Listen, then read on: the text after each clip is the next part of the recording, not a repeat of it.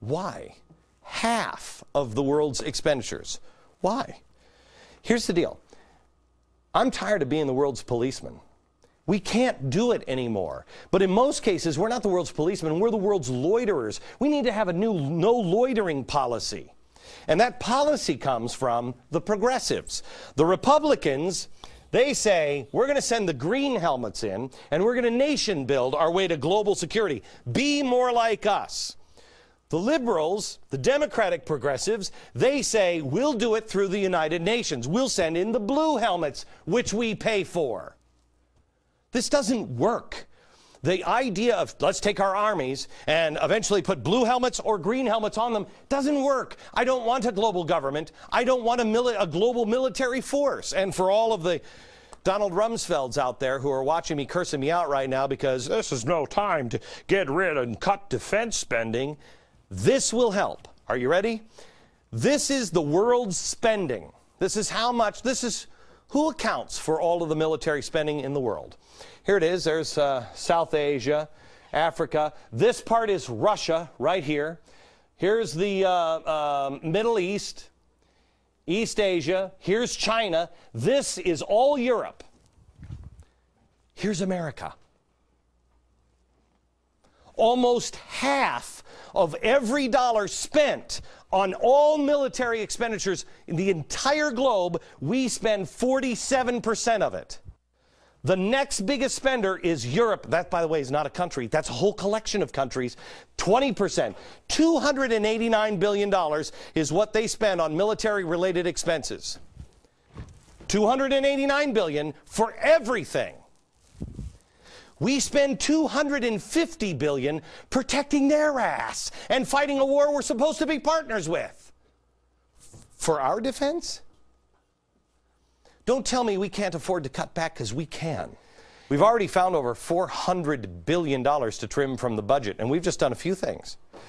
All we need is commitment and common sense. But we also need an understanding. We need to have a real dialogue with Americans. I vote for the plan. Do you? Next, what Glenn says is particularly bankrupting America. Big Labor's unfunded pension plans are bankrupting America. The next chapter in the fundamental transformation of our economy starts right now. See if this makes any sense to you. California fireman. Big fat guy like. He retires at the age of 50. He's making $125,000 a year. He'll retire with a pension approximately $94,000 a year. 50. Now, how many people does it take underneath him to pay for that pension? 19. 19. 19 firemen underneath him paying for his retirement, making $50,000 a year and putting 10% of their salaries into his pension. All of them have to take 10% and pay it here. Well, that's not happening in a lot of cities. Highest we found was 8%. Some are 6%. Some are 4%. Most are 0. You pay it all. So the unions have convinced the firefighters that this was sustainable. And the politicians helped them. Now, when these 19 firefighters retire to pay their pensions, how many? Only 352 firefighters making $50,000 a year and putting 10% of their salaries into pension to pay for 1 year of each of those firefighter pensions. Man, I think your small town will never, ever, they'll be there with water and a match. How many firefighters do you need, America? You see, we all wanted to buy into the bull crap. We all said it'll never get worse than this. We all said it'll never end. We all bought into the lie that you can have it all. It's a lie. It works for one generation, one. And then what? these people who have risked their lives get screwed, and they blame it on you and me. It is the union. It are the criminal union bosses, along with politicians, that they don't care anything about you or the Constitution or the Republic or your city. They don't care. Let's look at these cities. These are the cities that are cutting teachers off and cops, and they need help from the federal government. Let's just see how many of these economies are being collapsed by the Workers of the World Unite unions and their pensions. In Oakland, well, they laid off 80 cops right after the riots because public pension deals made during the boom times, well, we can't afford them anymore. Check. Philadelphia, unions are fighting to keep devastating pension plans on the books, like the deferred retirement option that now has cost the city $258 million in the last 10 years. Check. Baltimore, the unions fighting pension reductions, even though the cuts are necessary to avert fiscal disaster in the city. Check. Newark, $16.7 million deficit. Chicago, don't worry about Chicago. Chicago, here's their budget. No biggie with Chicago. They're only $654 million in the hole. But they got nice fountains. All of these cities are falling apart. Yeah, I don't think it's the tough economy or the Bush politics. I'm not a fan of George W. Bush, but no one in the media will tell you that. No, I'm a big Republican. It's all the economy. All the economy is doing is exposing and accelerating what the progressives want to do in the first place: collapse the system and start all over again, because this is antiquated. This Constitution is old and dusty. They're doing a pretty good job, no? Progressivism is a cancer, and if we keep going down this road, all of our cities will be crumbling because you'll be paying for the dirtbag cities that made choices to do crazy stuff that you weren't involved in. I'm Ben Stein.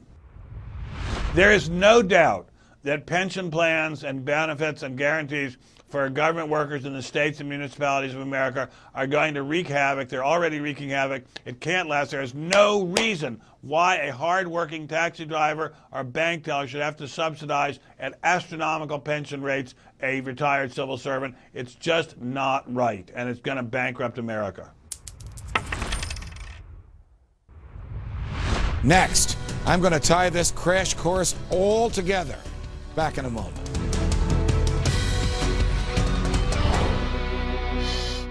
So here's what we learned during tonight's crash course on the destruction of the U.S. economy. Let's go over it once again. A man named Richard Cloward and a woman named Frances Fox Piven gave birth to a strategy to economically collapse America so a new system could be put in place where the rich step down so the poor can step up to power. That strategy was adopted by Acorn. We are Acorn! We are Acorn! Mighty, mighty Acorn! Mighty, mighty Acorn! Students for a Democratic Society, and loads of other progressives and radicals who are now helping ruin our country. You never want a serious crisis to go to waste. We learned that the $1 trillion health care bill is a massive redistribution of wealth. Even the New York Times says so. It's 1/6 of our economy, and the president admits the bill is being used to transform the economy. Just gradually, though, and not in one fell swoop. Yes, it's 1/6 of the economy, but we're not transforming 1/6 of the economy all in one fell swoop. The financial reform bill, we learned, is a financial disaster. How do we pass a law that passes the buck from lawmakers to appointed bureaucrats? It takes 2,300 pages just to outline the different groups of people who can later come and figure this out. What is wrong with us, America? So was the takeover of General Motors. Taxpayers are being promised they're going to get all their money back from that, but where's the money coming from? They took this money, along with a little bit more of yours, and put it in here in a government loan bucket. Then they took that money and gave it to GM. Well, GM needed to pay that money back. So here's what they did. They took this money back 5 years early, you know.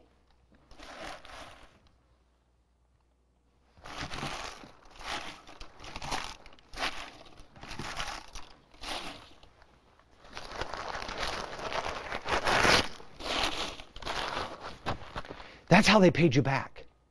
That's it. You feeling paid back? We learned that Glenn, along with the Cato Institute, found $400 billion to trim from the federal budget. And we learned that big labor's unfunded pension plans are bankrupting America. I'll tell you what's coming up tomorrow next. That's it for tonight. A special big thanks to Ben Stein for his enlightening commentary throughout the program.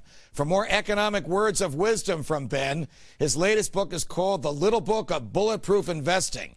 If you want to see more of me, tune in to Freedom Watch on the Fox Business Network, Saturdays at 10 a.m. Eastern. Tomorrow night, our next crash course is on the radicals that surround the president. From New York, defending freedom. Good night, America.